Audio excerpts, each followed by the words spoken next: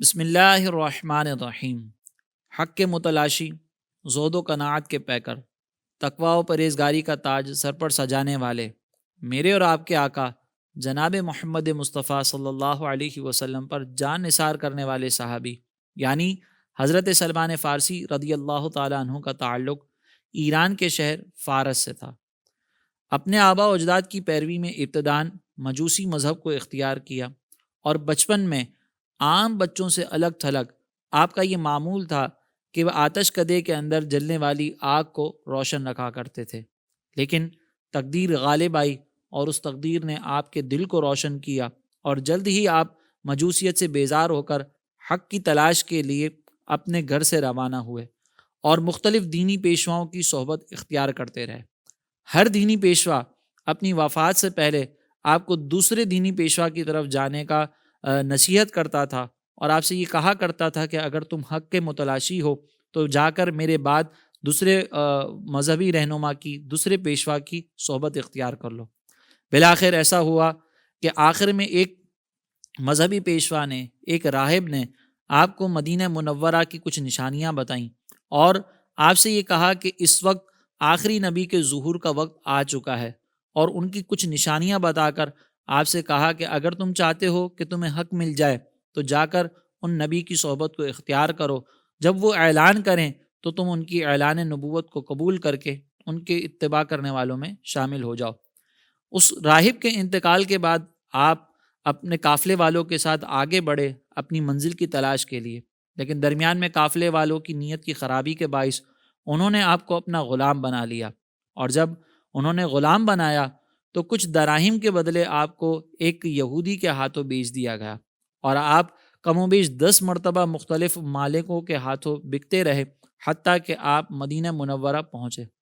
جب وہاں پر پہنچے تو راہب کی بتائی جانے والی نشانیوں کے سبب آپ نے جان لیا کہ یہ وہی شہر ہے کہ جہاں پر نبی آخر الزمان تشریف لانا ہے۔ آپ کے دل میں ایک طلب تھی، ایک چاہت تھی کہ اس نبی کی بارگاہ میں حاضری دوں، اور راہب نے جو نشانیاں بتائی ہیں ان کو تلاش کر کے ان کی صحبت کو اختیار کروں، لیکن چونکہ آپ غلامی میں تھے تو آپ کو وہ موقع میسر نہ آیا۔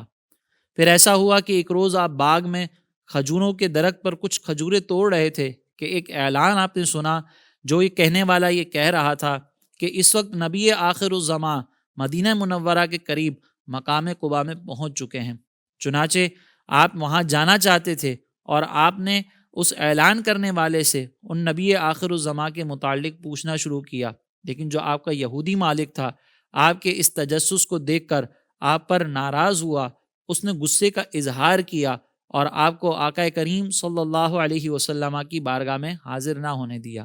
لیکن چونکہ آپ کے دل میں ایک شمع روشن تھی، آپ حق کی تلاش کے لیے بے چین و بے قرار تھے، لہٰذا موقع ملتے ہی آپ سرکار مدینہ صلی اللہ علیہ وسلم کی بارگاہ میں حاضر ہوئے، اور آپ کو جو راہب نے نشانیاں بتائی تھیں ان نشانیوں کے مطابق آپ ایک کھجور کا ٹوکرا لے کر سرکار علیہ صلاۃ والسلام کی بارگاہ میں پیش کرتے ہیں اور کہتے ہیں کہ حضور یہ ہماری طرف سے صدقہ ہے، اسے قبول کریں۔ تو نبی کریم علیہ صلاۃ والسلام نے اس صدقے کو قبول کرنے سے منع فرما دیا۔ اب راہب کی وہ بتائی ہوئی پہلی نشانی پوری ہو جاتی ہے تو دل مزید بے قرار ہوتا ہے اور دوسری نشانی کو ڈھونڈنے کے لیے کوشاں ہو جاتا ہے۔ چنانچہ آپ اگلے روز کھجوروں کا وہی ٹوکرا لیے حاضر ہوتے ہیں اور سرکار مدینہ صلی اللہ علیہ وسلم سے فرماتے ہیں کہ حضور یہ کچھ کھجوریں ہیں اور یہ ہماری طرف سے تحفہ ہے۔ تو سرکار علیہ صلاۃ والسلام اس تحفے کو قبول فرماتے ہیں۔ یہاں راہب کی بتائی ہوئی وہ دوسری نشانی بھی پوری ہو جاتی ہے کہ وہ نبی صدقہ تو قبول نہیں کریں گے لیکن وہ تحائف کو قبول کر لیا کریں گے۔ اب آخری ایک نشانی کی تلاش باقی تھی، اور وہ تھی نبی کریم علیہ صلاۃ والسلام کے کندھۂ مبارکہ کے درمیان مہر نبوت۔ اسی دوران آپ اس مہر نبوت کو دیکھنے کی کوشش کرتے ہیں تو آپ کو وہ مہر نبوت بھی واضح طور پر نظر آ جاتی ہے، اور آپ فوری طور پر نبی کریم علیہ صلاۃ والسلام پر ایمان لے کر آتے ہیں اور دائرہ اسلام میں داخل ہو جاتے ہیں۔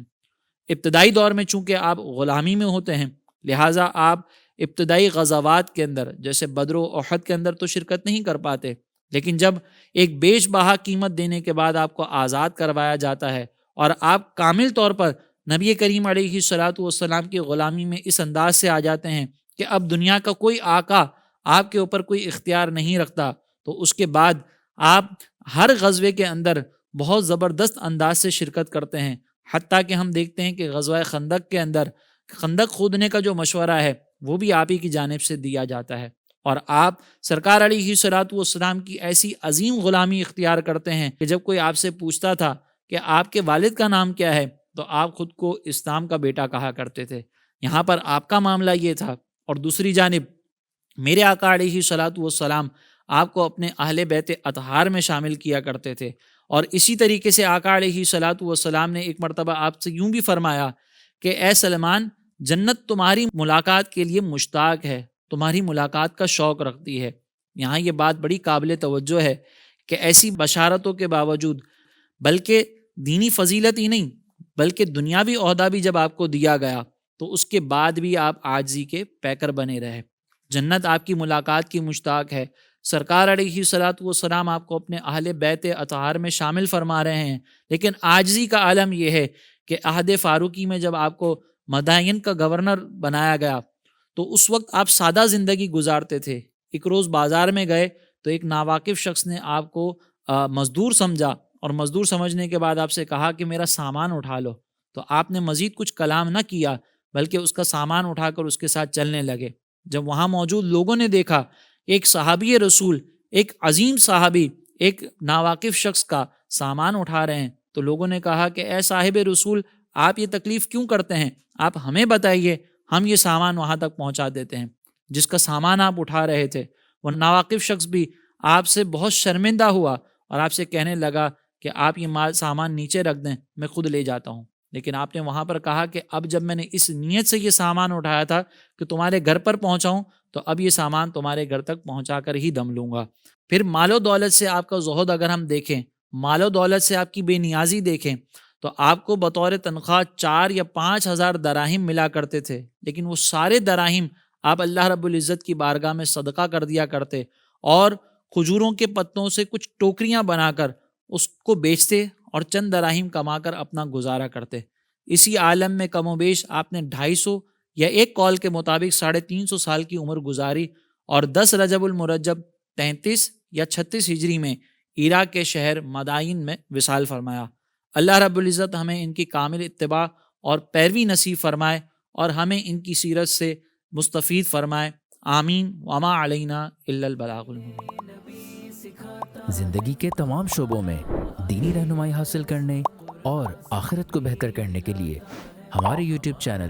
اسلامک ڈیجیٹل اسٹوڈیو کو سبسکرائب کر لیں اور بیل آئیکن بھی پریس کر لیں۔